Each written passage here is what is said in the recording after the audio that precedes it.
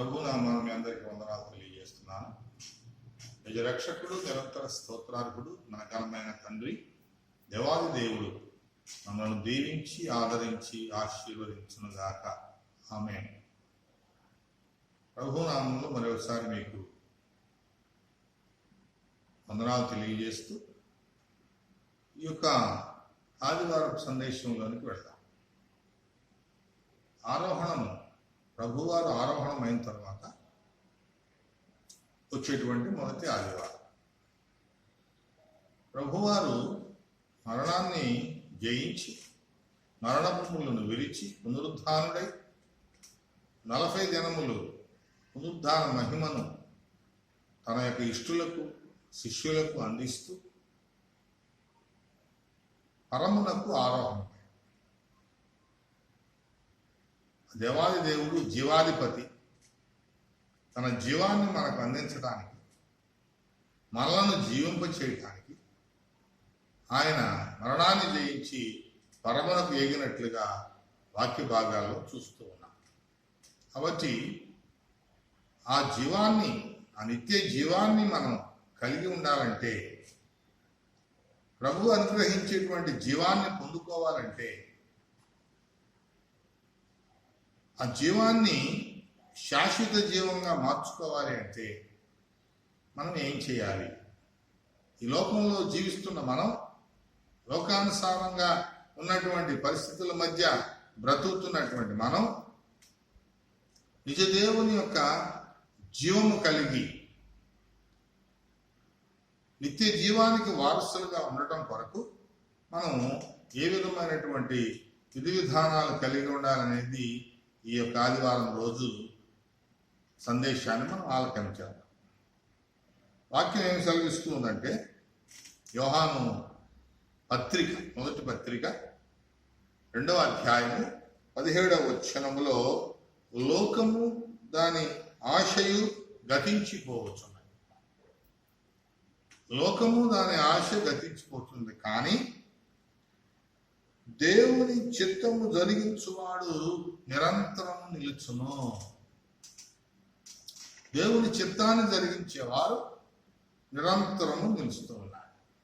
ఈ యొక్క వాక్యాన్ని ఒకసారి మనం జాగ్రత్తగా యోచన చేసినప్పుడు గతించిపోయేవేంటి, నిలిచి ఉండేవేంటి?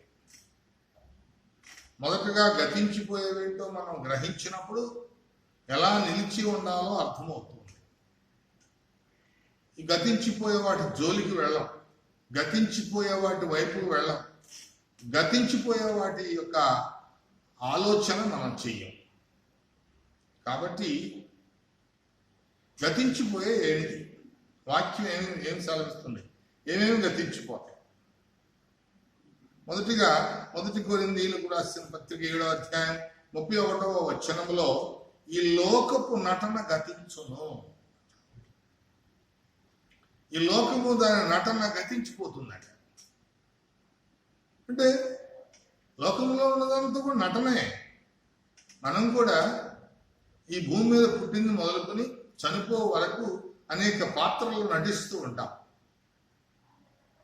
ఈ నటన గతించిపోయేటువంటిది, అంతరించిపోయేటువంటిది, లయమైపోయేటువంటిది. మనం ముఖ్యంగా గమనించినప్పుడు ఈ లోకములో ఉన్నదంతా కూడా లయమైపోతాం. కాబట్టి మొదటిగా ఈ విషయాన్ని మనం గుర్తెరగాలి. ఈ లోకము దాని ఆశలు గతించిపోతున్నాయి, లోకపు నటన గతించిపోతుంది. యథార్థమైన జీవితం లేకుండా కుటిలత్వంతోనూ రకరకాలైనటువంటి పరిస్థితులలో దానికి తగినట్లుగా నటించటం, దానికి తగినట్లుగా మాట్లాడటం, అవసరానికి తగినట్లుగా జీవించటం, మనకు కావలసినట్లుగా నటించటం, ఇవన్నీ కూడా గతించిపోతాయి అనేది మొదటిగా మనం తెలుసుకోవాలి. రెండవది, యోహాను భక్తుడే తన పత్రికలో 2వ అధ్యాయం 8వ వచనంలో ఏమి రాస్తున్నాడు అంటే, చీకటి గతించిపోవును. చీకటి క్రియలు గతించిపోతూ ఉన్నాయి. చీకటి అంటే మన పొరుగు వారిని ప్రేమించకుండా జీవించడమే చీకటి జీవితం. నేను వెలుగులో ఉన్నానని తన సహోదరుని ద్వేషించువాడు చీకటిలోనే ఉంటున్నాడు. ఈ చీకటి అనేటువంటి స్థితి గతించిపోతుంది. కాబట్టి ఈ చీకటి జీవితం, అపవాది జీవితం, లోకానుసారమైన జీవితం, ఇది గతించిపోతుంది. కాబట్టి మనం గ్రహించాలి, ప్రేమ లేనివాడు చీకటి జీవితంలో ఉన్నాడు. తన సహోదరుని ప్రేమించిన వాడు చీకటిలో నడుస్తున్నాడు. అతను ఎటు నడుస్తున్నాడో దానికి తెలియదు. కాబట్టి ప్రియమైనటువంటి దేవుని బిడ్డలారా, గతించిపోయేటువంటి అంశాలలో రెండవది చీకటి. ఈ చీకటి గతించిపోతుంది. మూడవ విషయాన్ని మనం చూసినప్పుడు యోబు గ్రంథం 9వ అధ్యాయము 25వ వచనం. నా దినములు త్వరగా గతించును అంటున్నాడు. ఈ లోకంలో పువ్వు పుట్టినట్లుగా మానవుడు పుట్టి వికసించి అది వాడిపోనట్లుగా మానవుడు కూడా వాడిపోతున్నాడు. ఉదయాన్నే వికసించి ఉదయాన్నే అందంగా కనపడి సాయంత్రంలో వాడిపోయేటువంటి పువ్వులాగా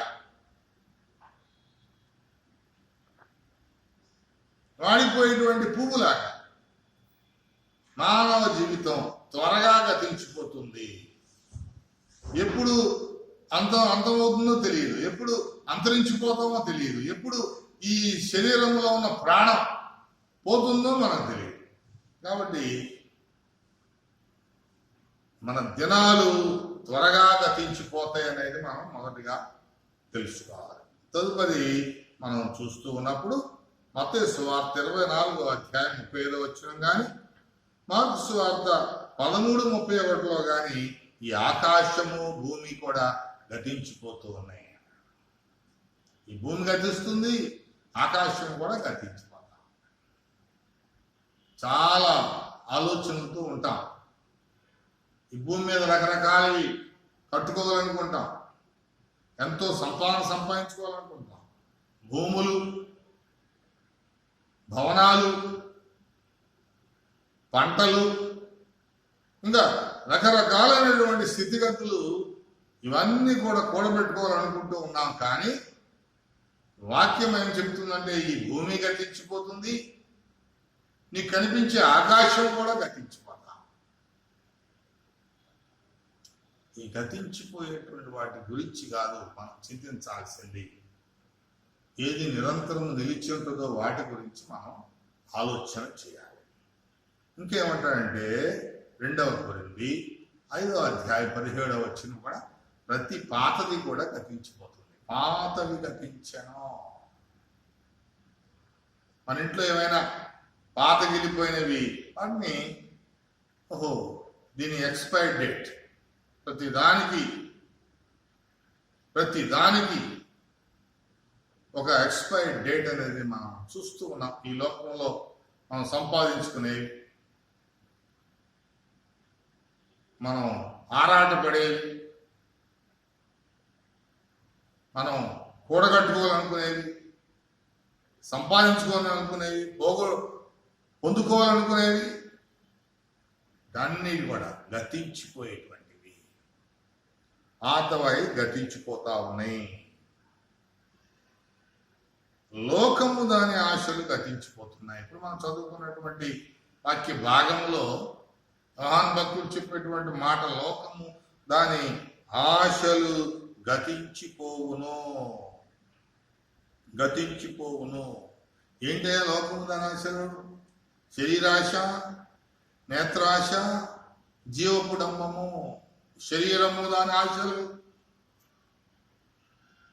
శరీరము దాని కోరికలు, శరీరము దాని ఉద్దేశాలు, ఈ శరీరానికి సమకూర్చుకునేవి, శరీరం కొరకు సంపాదించుకునేవి, ఈ శరీరం కొరకు తీర్చుకునేటువంటి కోరికలు, ఇవన్నీ కూడా గతించిపోయేవే. నేత్రాశ గతించిపోవును. జీవపు డంబము, ఎంత డంబంగా ప్రవర్తిస్తూ ఉంటాం, ఎంత గర్వంగా ప్రవర్తిస్తూ ఉంటాం, ఎంత అతిశయపడుతూ ఉంటాం. ప్రియమైన దేవుని బిడ్డలారా, ఇవన్నీ కూడా గతించిపోతా ఉన్నాయి.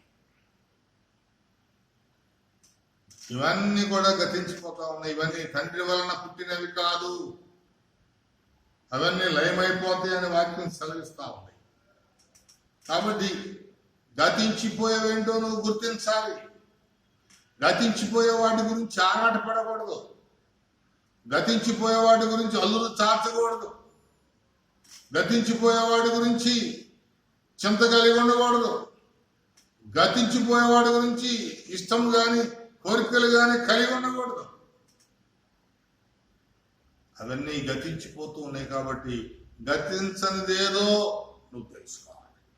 ఇంకేమంటాడు యాకోబు భక్తుడు చెప్తూ 1వ అధ్యాయం 10వ వచనంలో, గడ్డి పువ్వు వలె మనం గతించిపోతాం అంటాడు. గాలికి ఎగిరిపోయే గడ్డి, గాలి వీచగాది లేకపోవును. ఉదయకాల సమయంలో రమ్యముగా అందముగా కనపడును. నీడ గతించినట్టు అది గతించును. ఈ గడ్డి పువ్వు, అది సొలొమోను సైతం దాని అందాన్ని వర్ణించలేడు. అంత చక్కని అందం కలిగినటువంటి స్థితి గతించిపోతూ ఉంది. ఇంకా యోబు చెప్తాడు 12వ అధ్యాయం 2వ వచనంలో, మీతోనే మీ జ్ఞానము గతించిపోవు. ఈ లోకానుసారమైన జ్ఞానం, గొప్ప చతురత, గొప్ప విజ్ఞానం, ఇవి చేసే విశ్లేషణ, ఇవన్నీ కూడా గతించిపోతున్నాయి. గతించిపోయేటువంటివి నీతోనే నీ జ్ఞానం గతించిపోతా ఉంది. అందుకే వాక్యం నేను జ్ఞానిని కదా అని నీవు అనుకోవద్దంటే, నీ జ్ఞానం ఏ పాటిది అని మాట్లాడుతున్నాయి.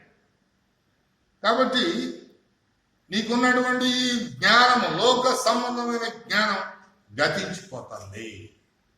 జ్ఞాపకం పెట్టుకో, గతించిపోతా ఉంది. ఇంకా 2వ పేతురులో పేతురు భక్తుడు రాస్తాడు 3వ అధ్యాయం 10-11 వచనాలు, పంచభూతములు మహావేంద్రముతో గతించిపోవును, లయమైపోవును. పంచభూతములు, గాలి, నీరు, నిప్పు, ఆకాశము, భూమి, ఈ మొదలగు పంచభూతములు మహావేంద్రముతో లయమైపోయి గతించిపోతాయి. దేన్ని ఇష్టపడుతున్నాం, దేన్ని చూసి సంపాదించుకోవాలనుకుంటున్నాం, దేని కొరకు ఆరాట పెడుతున్నాం, నిలువ నీడ లేకుండా పంచభూతములు అన్నీ గతించిపోయేటువంటి పరిస్థితిలో ఉన్నప్పుడు మన చింత ఏంటి, మన ఆరాటం ఏంటి, మన ఉద్దేశం ఏంటి, మన కోరిక ఏంటి? ప్రియమైనటువంటి దేవుని బిడ్డలారా, నువ్వు గతించిపోయే వాటి కొరకు అరులు చూస్తున్నావా? గతించిపోయే వాటి కొరకు పరిగెడుతున్నావా? గతించిపోయే వాటి కొరకు నీ సమయాన్ని ఖర్చు పెడుతున్నావా? గతించిపోయే వాటి కొరకు నీ ఇష్టాన్ని ప్రదర్శిస్తున్నావా? అటువంటి కోరికలు కలిగి ఉన్నావా? జ్ఞాపకం పెట్టుకోవాలి. జ్ఞాత్రాశ గతించిపోతుంది. చూసిందల్లా కావాలనుకుంటాం. ఈ కంటితో ఏది చూస్తామో అది పొందుకోవాలనుకుంటాం. కంటికి ఏది రమ్యంగా కనపడుతుందో అది నాకు కావాలనుకుంటూ ఉంటాం. ఇది సరైనది కాదు. ఇది కూడా గతించుకుంటాం, అది కూడా లైపోతాం. ఇవి తండ్రి వలన పుట్టినవి కావు. స్పష్టంగా జ్ఞాపకం చేసుకోవాలి. ఈ పైనవన్నీ కూడా, ఇప్పుడు మనం చెప్పుకున్నవన్నీ కూడా గతించిపోయేటువంటివి. ఒకసారి గుర్తు చేసుకుందాం, జ్ఞాపకం చేసుకుందాం. ఈ లోకపు నటన గతించిపోతుంది. చీకటి జీవితం గతించిపోతా ఉంది. మన దినాలు త్వరగా గతించిపోతూ ఉన్నాయి. ఈ భూమి ఆకాశము గతించిపోతూ ఉంది. పాతగిలినవన్నీ కూడా గతించిపోతూ ఉన్నాయి. లోకము దాని ఆశలు గతించిపోతూ ఉన్నాయి. మన జ్ఞానం మనతోనే గతించిపోతూ ఉంది. గడ్డి పువ్వులే జీవితం గతించిపోతూ ఉంది. పంచభూతములు మహావేంద్రముతో లయమై గతించిపోతూ ఉన్నాయి. మరి గతించినది ఏమిటి? ఒకసారి ఆలోచన చేస్తే,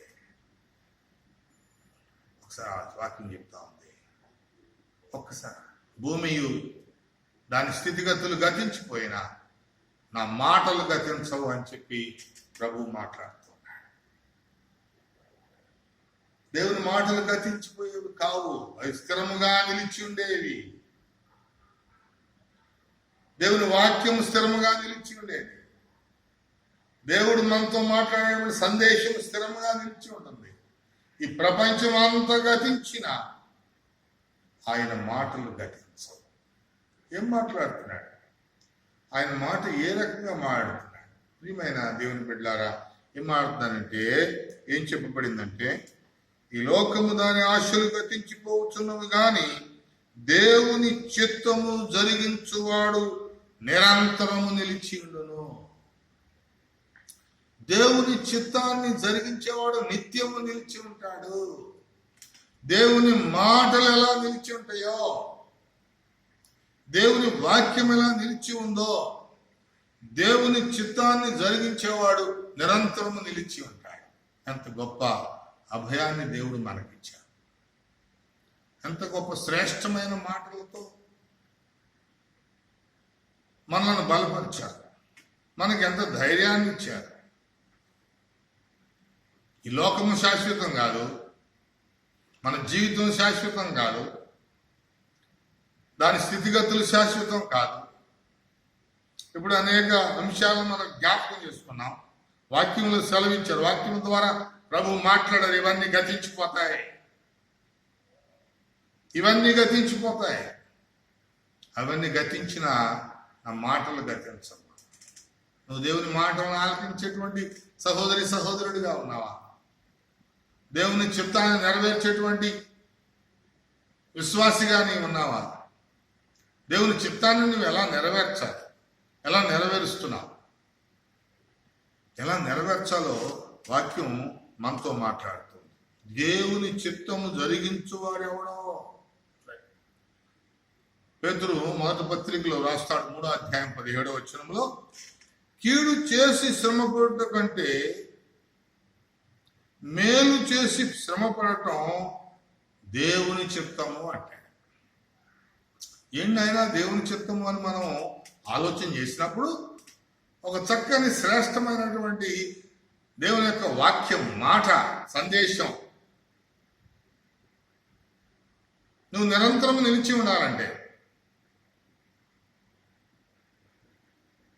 దేవుని చిత్తాన్ని జరిగించాలి. ఏంటయ్యా దేవుని చిత్తం జరిగించడం అంటే? కీడు చేసి శ్రమపడుట కంటే మేలు చేసి శ్రమపడుట దేవుని చిత్తము. మనం కీడు చేస్తే, కీడు ఆలోచనలు చేస్తే, ఇతరులకు కీడు కల్పించాలనే ఉద్దేశాలు కలిగి ఉంటే వాక్యం ఏం చెప్తుంది? మేలు చేయి, నీ చేతనైతే మేలు చేయి, చేయటం రాకపోతే మౌనంగా ఉండు, కీడు మాత్రము చేయవద్దు. ఇతరులకు కీడు మాత్రం ఎప్పుడు ఆలోచన చేయవద్దు. నీ యొక్క తలంపుల్లోనికి కూడా, ఊహలోనికి కూడా దాన్ని తీసుకురాడు. ఎందుకని? అది దేవుని చిత్తం కాదు. ఏంటయ్యా దేవుని చిత్తం అంటే? మేలు చేయాలి. మేలు చేసి ఒకవేళ శ్రమ వచ్చినా, నిజమైన విశ్వాసికి మేలు చేస్తే శ్రమ వస్తుంది, మంచి చేస్తే శ్రమ వస్తుంది. అదే దేవుని చిత్తం. ఏంటి, నేను ఇంత మంచిగా ఉన్నాను, యథార్థంగా జీవిస్తున్నాను, భక్తిగా జీవిస్తున్నాను, ప్రార్థనా పరుడిగా ఉంటున్నాను, అనేక మందికి సహాయం చేస్తున్నాను, ప్రభు ఏం చేయమన్నాడో ఆ విధమైనటువంటి మార్గంలో ముందుకు సాగుతున్నాను. అయినా ఈ శోధనలేంటి, బాధలేంటి, సమస్యలేంటి, నిందలేంటి, ఈ శ్రమలేంటి అంటే అదే దేవుని చిత్తం. ప్రియమైన దేవుని బిడ్డ, ఏంటయ్యా దేవుని చిత్తం అంటే? నువ్వు మేలు చేసి శ్రమ పడటం దేవుని చిత్తము. ఆ విధంగా మేలు చేసి శ్రమ పడితే నువ్వు దేవుని చిత్తాన్ని జరిగించిన వాడు అవుతావు. దాని ప్రకారం దేవుడిచ్చిన వాగ్దానం ప్రకారం నువ్వు నిరంతరము నిలిచి ఉంటావు. ఈ లోకములో నిరంతరం నిలిచి ఉంటావు, పరలోకములో ప్రభు సమక్షంలో నిరంతరం నిలిచి ఉంటావు. బండ మీద కట్టబడిన వాడుగా స్థిరముగా నిలిచి ఉంటావు. కాబట్టి మొదటిగా వాక్య భాగాల నుంచి మనం నేర్చుకున్నటువంటి దేవుని చిత్తాన్ని జరిగించేటువంటి అంశము కీడు చేసి శ్రమపడటం కంటే మేలు చేసి శ్రమపడటం ఆయన చిత్తం అని తెలుసుకోవాలి. రెండవది, ప్రతి మంచి విషయములలో మనల్ని మనం సిద్ధపరచుకోవడం, అది దేవుని చిత్తం అంట. హెబ్రీ 13:21 మనకి కనపరుస్తుంది. ప్రతి మంచి విషయములలో మనల్ని మనం సిద్ధపరచుకోవటం దేవుని చిత్తము. దేవునికి ఏది ఇష్టమో, ఏ మంచి విషయాలు దేవునికి ఇష్టమో, ఏ మంచి విషయాలు దేవునికి అంగీకారమో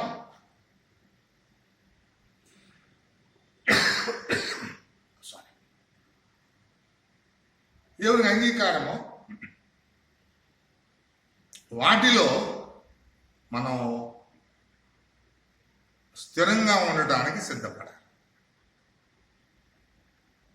ప్రియమైన దేవుని బిడ్డలారా, ఈ లోకంలో ఉద్యోగం స్థిరంగా ఉండాలని ఆలోచన చేస్తాం, నివసించే ఇల్లు స్థిరంగా ఉండాలని ఆలోచన చేస్తూ ఉంటాం, మనం సంపాదించేటువంటి సంపాదన స్థిరంగా ఉండాలని ఆలోచన చేస్తూ ఉంటాం, ఇంకా రకరకాల విషయాల్లో స్థిరత్వం గురించి చాలా రీతులుగా ఆలోచన చేస్తూ ఉంటాం. కానీ ప్రభు చిత్తం ఏమిటయా అంటే అవన్నీ కాదు, నువ్వు మంచి విషయాలు చేయటంలో స్థిరంగా ఉండాలి. ఇది మంచిదిగా ప్రభువుకు అగపడేటువంటి స్థితిలో స్థిరంగా ఉండాలి. నువ్వు స్థిరుడిగా ఫలించాలి. కాబట్టి ఈ లోకంలో మంచిని ఎన్నుకుని చెడును విడిచిపెట్టి ఆ మంచి మార్గములో స్థిరుడిగా నువ్వు ఫలించడం దేవుని చిత్తం అని చెప్పి ఇక్కడ పౌలు హెబ్రీ సంఘానికి రాస్తున్నాడు.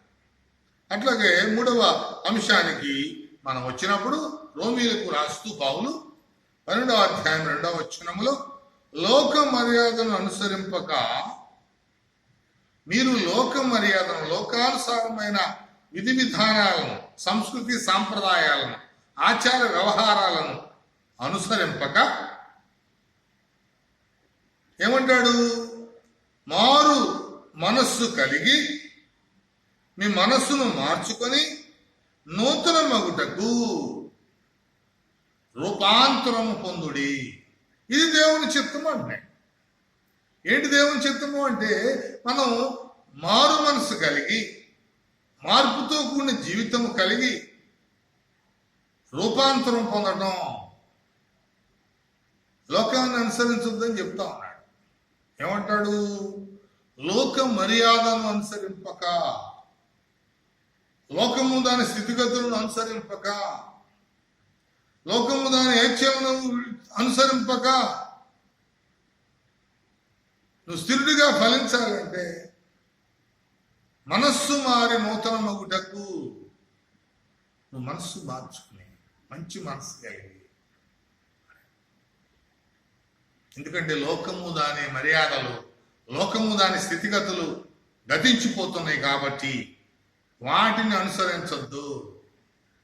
ఈ లోకములో ఉన్న వారిని అనుసరించొద్దు, ఈ తరము వారిని అనుసరించొద్దు, వారు చేస్తున్న కార్యములు అనుసరించొద్దు.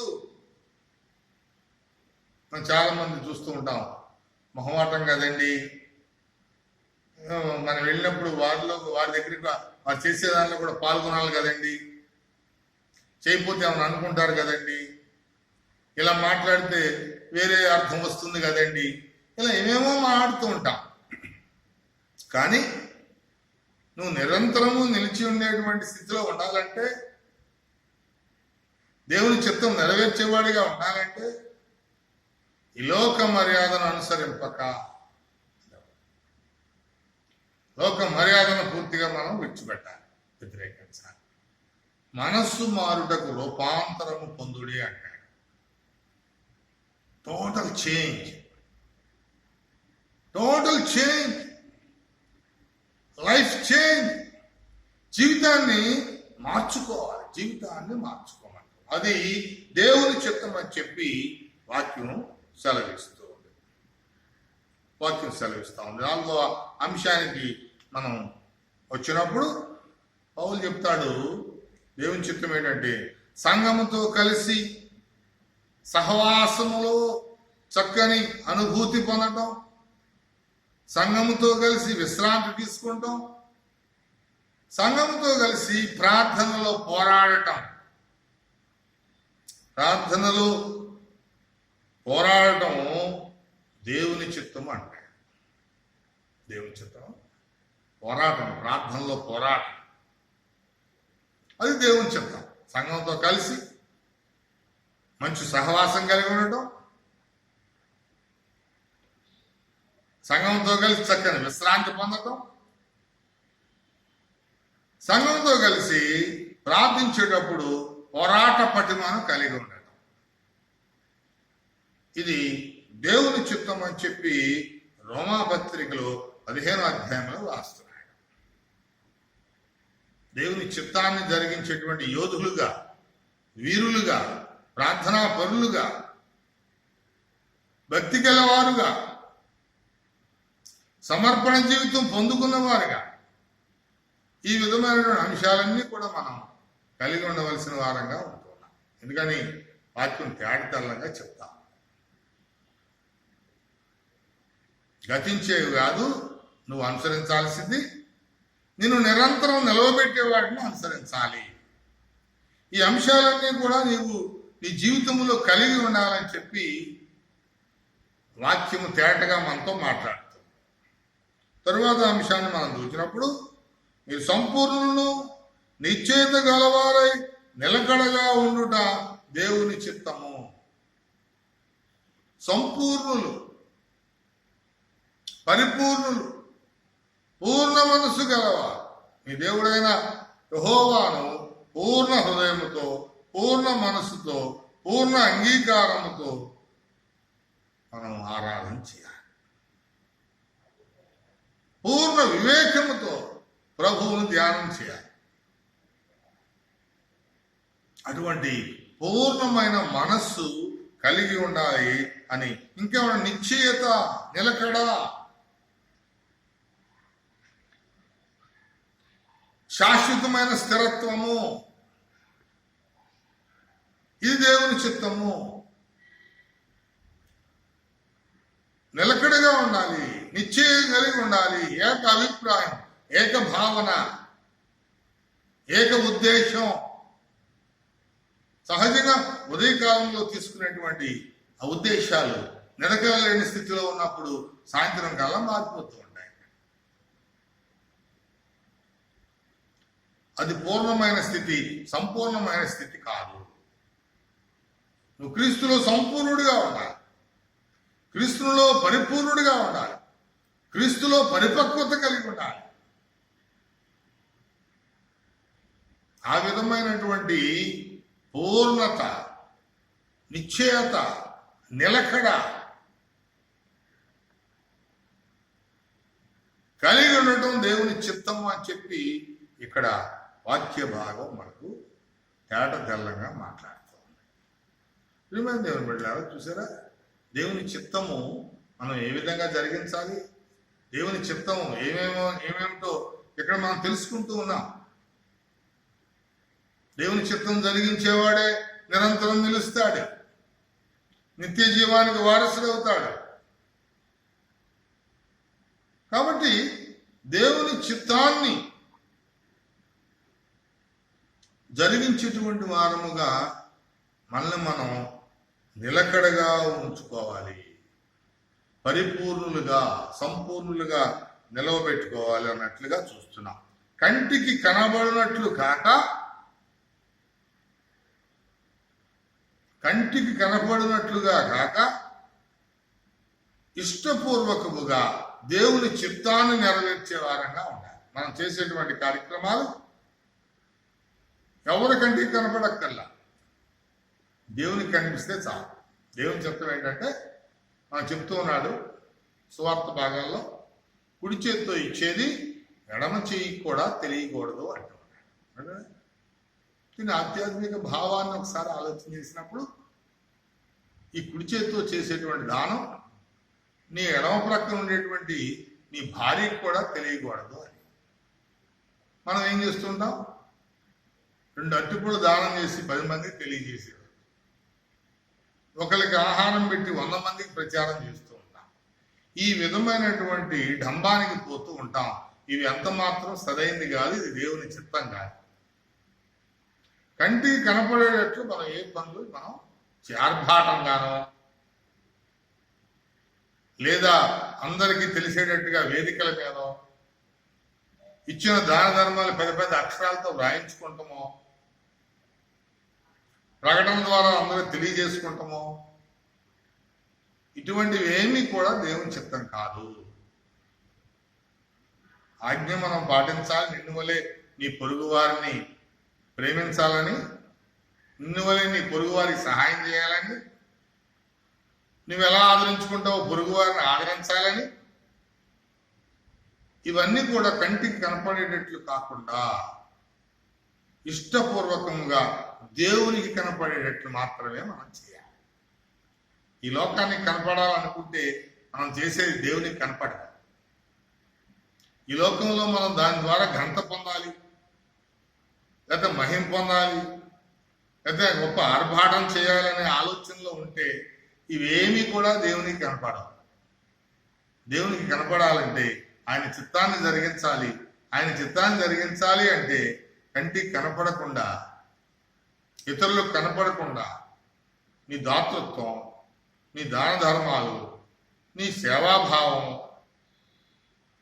నువ్వు ఇతరులకు చేసేటువంటి సహాయం ఆ విధంగా ఉండాలి.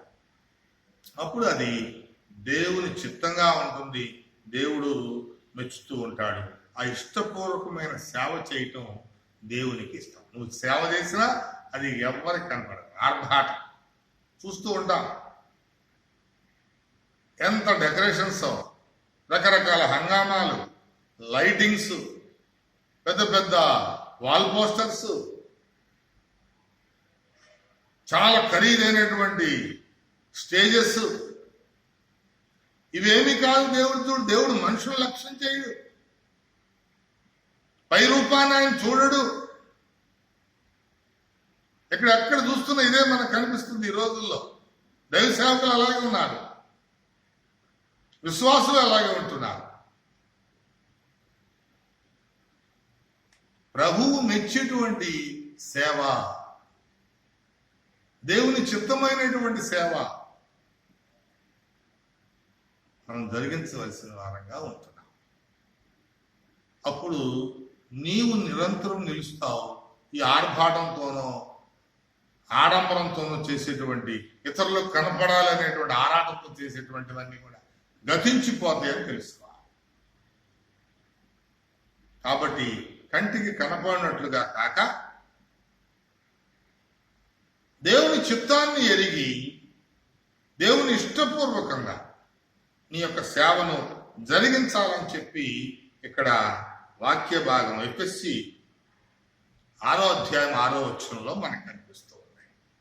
ప్రియమైనటువంటి దేవుని బిడ్డలారా, ఇంకా మొదటి దశలోనికైలు చక్కగా వ్రాస్తున్నాడు. 4వ అధ్యాయం 3 నుంచి 5 వచనాలు మనం చూసినప్పుడు, పరిశుద్ధుడు అగుట దేవుని చిత్తము.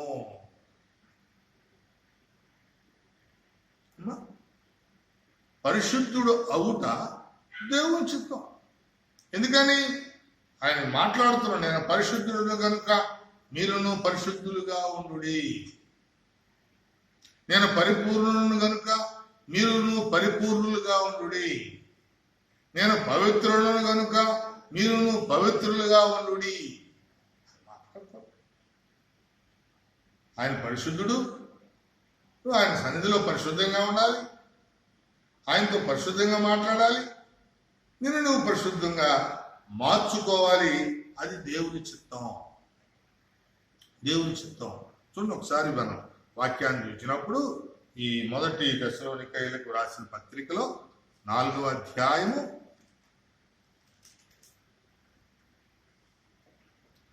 3వ వచనం నుంచి రాస్తాం. మీరు పరిశుద్ధులగుటయే అనగా జారత్వమునకు దూరముగా ఉండుటయే. జారత్వమునకు దూరముగా ఉండి శరీరం పరిశుద్ధంగా ఉంచుకోవాలి, మనస్సును పరిశుద్ధంగా ఉంచుకోవాలి, హృదయాన్ని పరిశుద్ధంగా ఉంచుకోవాలి. అంటే మన ఆలోచనలు, మన ఉద్దేశాలు, మన ఊహలు, తలంపులు ఇవన్నీ కూడా పరిశుద్ధంగా ఉంటాయి.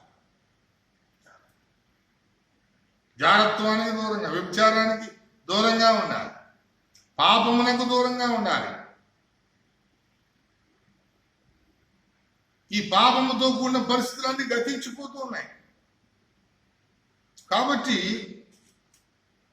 నువ్వు నిరంతరము నిలిచి ఉండాలంటే దేవుని చిత్తాన్ని జరిగించాలి. దేవుని చిత్తాన్ని జరిగించాలంటే పరిశుద్ధుడిగా ఉండాలి. పరిశుద్ధుడిగా ఉండుటయే దేవుని చిత్తము అని ఇక్కడ మాట్లాడుతూ, మీలో ప్రతివాడును దేవుని ఎరుగని అన్యజనుల వలె కామాభిలాష ఎందుగాక పరిశుద్ధత ఎందును ఘనత ఎందును తమ తమ ఘటములను ఎట్లు కాపాడుకొనవలెనో అది ఎరిగి ఉండుటయే దేవుని చిత్తము. ఘటము అనగా మన యొక్క శరీరం. దీన్ని అపవిత్రపరచుకోకుండా, కల్మషం చేసుకోకుండా, క్రీస్తు కార్చిన రక్తములో మనలను మనం కడుక్కుని, అది ముడతైనను కళంకమైనను మోస్తైనను మరి ఏదైనాను ఆ రక్తమును శుద్ధీకరించుకొని పరిశుద్ధపరచుకోవాలి. అదే దేవుని చిత్తము అంటాడు. అన్ని జనుల వలె మీరు కామాభిలాష ఎందు కాక,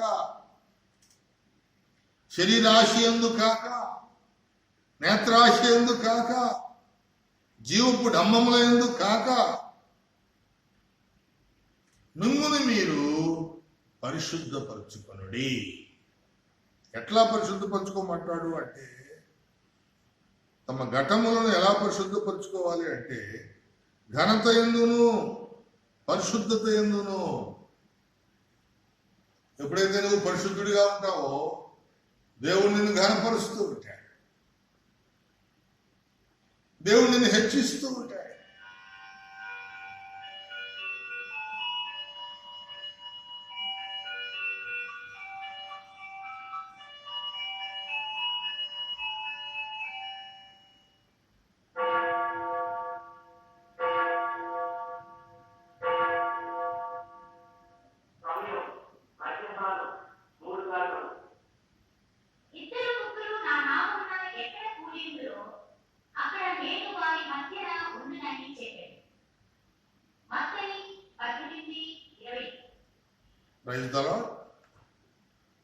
ఈ ఘటమును కాపాడుకోవాలి, ఈ శరీరాన్ని పరిశుద్ధపరచుకోవాలి. అది దేవుని చిత్తము. దేవుని చిత్తము అని చెప్పి మనకు బయలుపరుస్తున్నట్లుగా చూస్తున్నాం ప్రియమైనటువంటి దేవుని బిడలారా.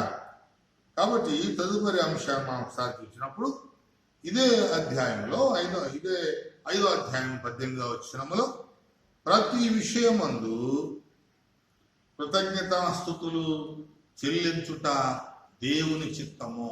ప్రతి విషయమందు, దేవుడు చేసిన ప్రతి కార్యమందు, దేవుడు చేసిన ప్రతి మేలు యందు, దేవుడు చేసిన ప్రతి స్వస్థత యందు, దేవుడు చేసిన ప్రతి మంచి కార్యముల యందు కృతజ్ఞతాస్తుతులు చెల్లించుట దేవుని చిత్తము. అనేక కార్యాలు మన జీవితాల్లో, ఎన్నో మేళ్ళు, ఎన్నో ఉపకారాలు, ఎన్నో దీవెనలు, ఎన్నో ఆశీర్వాదాలు,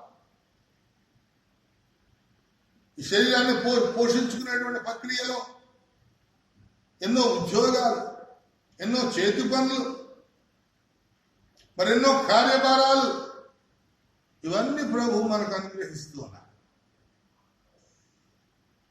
ఇవన్నీ ప్రభు మనకి ఇస్తూ ఉన్నారు. వ్యాధులలో, బాధల్లో, సమస్యల్లో, ఇరుకుల్లో, ఇబ్బందుల్లో, శోధనలో, గలిబిలిలో, గందరగోళంలో నేనున్నానని సహాయం చేస్తున్నా. దుఃఖంలో, వేదనలో, మరణంలో, సమస్యల్లో, చితికిన బతుకుల్లో నేనున్నానని ధైర్యపరుస్తున్నా. అనారోగ్యం, అస్వస్థతలు, రకరకాల వ్యాధి, వీటన్నిటి నుండి తన గాయపడిన హస్తంతో ముట్టి స్వస్థపరుస్తున్నటువంటి స్థితిని చూచినప్పుడు ఆయన చేసిన ప్రతి కార్యమును బట్టి జననము, మరణము, వివాహము, సంతోషదాయకము, ఉల్లాసము, ఆనందము, ఇవన్నీ అనుభవించేటువంటి పరిస్థితుల యందు ప్రతి విషయంలో ఆయనకు స్తుతులు చెల్లించుట, ప్రభు చేసిన కార్యాన్ని జ్ఞాపకం చేసుకుని ప్రభువుకు కృతజ్ఞతాస్తుతులు చెల్లించుట ఆయన చిత్తము. ఉపకారము, ధర్మము చేయము అరువకుడి, ఇట్టి యాగములు నాకు ఎంతో ఇష్టమని ప్రభు. ఆయనకి ఇష్టమైన కార్యాలు కృతజ్ఞత స్తుతులు చెల్లిస్తూ ప్రభు సన్నిధిలో మోకరించి ప్రభు చేసిన కార్యం, నీవు చేసిన కార్యములకు నేనేమి చెల్లించగా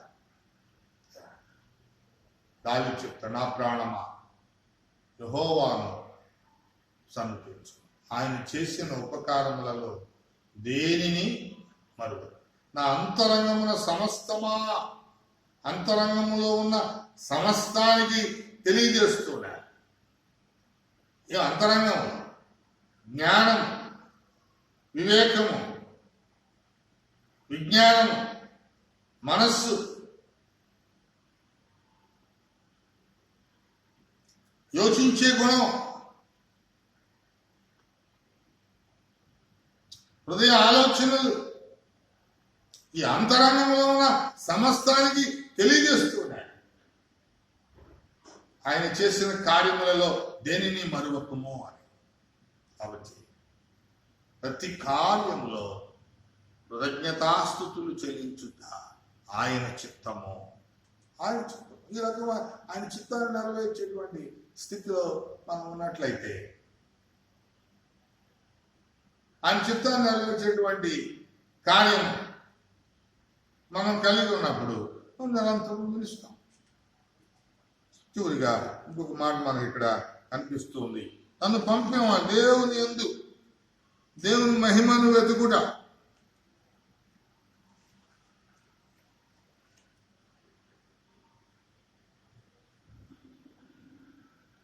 దేవుని మహిమార్థమై బోధించుట ప్రభు చిత్తం. తండ్రి మనం చేసేటువంటి ప్రతి కార్యము దాని ద్వారా తండ్రి మహిమ పొందాలి. తండ్రి మహిమ పరచబడాలి. మన మాటల ద్వారా, క్రియల ద్వారా, కార్యముల ద్వారా, చేసే ప్రతి స్థితి ద్వారా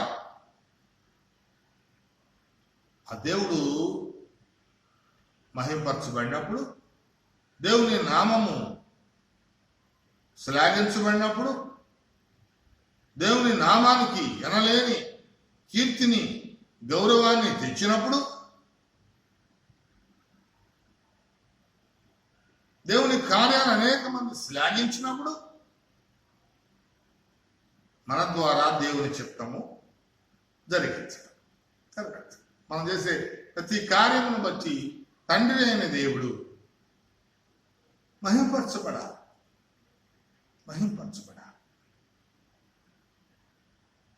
మన యొక్క క్రియలను బట్టి మనం ఏదైనా మంచి పని చేస్తున్నప్పుడు దేవుని నామానికి స్తోత్రం. మన అందరూ దేవుని నామాన్ని కొనియాడాలి, దేవుని నామాన్ని మహిమపరచాలి, దేవుని నామాన్ని ఘనపరచాలి. అట్లా ప్రభు మహిమ పొందటం దేవుని చిత్తం అని ఇక్కడ మనం చిత్తాన్ని నెరవేర్చుకుందని గమనించాలి. ప్రియమైన దేవుని బిడ్డ, ఈ సమయంలో మనం చూసినప్పుడు దేవుని చిత్తాన్ని జరిగించేటువంటి ఈ అంశాలన్నింటినీ ఒకసారి తలపోసుకుందాం. కీడు చేసి శ్రమపడట కంటే మేలు చేసి శ్రమపడటం దేవుని చిత్తము. ప్రతి మంచి విషయములలో మనల్ని మనం స్థిరపరచుకుంటాం దేవుని చిత్తము. లోక మర్యాదను అనుసరింపక మారు మనస్సు పొంది నూతన మగుటకు రూపాంతరం పొందటం దేవుని చిత్తము. సంఘముతో కలిసి ప్రార్థనా సహవాసములో పోరాడటం దేవుని చిత్తం. మనల్ని మనం సంపూర్ణులుగాను నిశ్చయిత గలవారముగా నిలవబెట్టుకుంటాం దేవుని చిత్తం. కంటికి కనబడినట్లు కాకుండా దేవునికి ఇష్టపూర్వకమైనటువంటి పరిచర్యను జరిగించుట దేవుని చిత్తం. పరిశుద్ధులు అగుటమే, పవిత్రులుగా మారటమే దేవుని చిత్తం. పరిశుద్ధత యందు ఘనత యందు మన ఘటములు కాపాడుకొనటం దేవుని చిత్తం. ప్రతి విషయములలో కృతజ్ఞతాస్తుతులు చెల్లించుట దేవుని చిత్తం. మనం చేసే ప్రతి కార్యమును బట్టి తండ్రి మహిమ పొందుట దేవుని చిత్తం. 10 రత్నాలు, 10 అంశాలు. ఈ 10 విషయాల యందు మనం మన యొక్క స్థితిని క్రమబద్ధీకరించుకొని ప్రభు చిత్తాన్ని నెరవేర్చే వారముగా, ప్రభు ఇష్టాన్ని సఫలం చేసే వారముగా దేవుని చిత్తం ఏదో వాక్యం తెలియజేశారు. ఆ తెలియజేయబడినటువంటి ప్రతి అంశాన్ని మన జీవితములో ఫలభరితముగా ఫలింప చేసే వారముగా ఉన్నట్లయితే నిరంతరము నిలుస్తాం, నిరంతరము నిలిచి ఉంటాం. ఆయన వాక్యము ఎలా నిరంతరము నిలిచి ఉంటుందో, అంటే ఆయన మాటలు ఎలా నిలిచి ఉంటాయో, ఈ భూమిలో ఏమైపోయినా, ఆకాశం గతించిన, దాని క్రియలు గతించిన, నా మాటలు గతించవు అని ప్రభు సెలవిచ్చాడు. అవి ఎలా నిరంతరం నిలిచి ఉంటాయో, దేవుని చిత్తాన్ని జరిగించే ప్రతివాడు నిరంతరము నిలిచి ఉంటాడు. దేవుని చిత్తాన్ని జరిగించాలి అంటే ఇప్పుడు మనం తలపోసుకున్నటువంటి 10 అంశములు మన జీవితంలో ఫలభరితంగా ఉండాలి. మన జీవితం కలిగి ఉండాలి. అది మన జీవిత విధానం అవ్వాలి.